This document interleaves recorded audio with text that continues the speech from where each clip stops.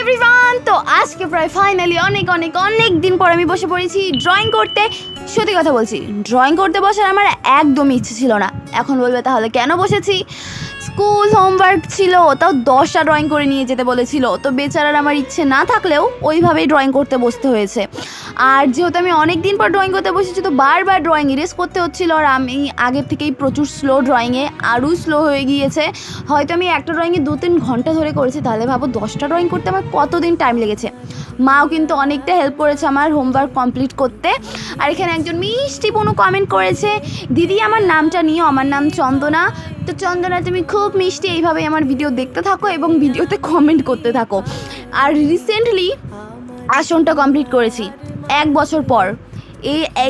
এখানে একটু করছি, ওখানে একটু করতে করতে হয়েছে ফাইনালি। অ্যান্ড আই নো আমি ঠিকঠাক মতো ভিডিও আপলোড করছি না, তো I am really sorry guys.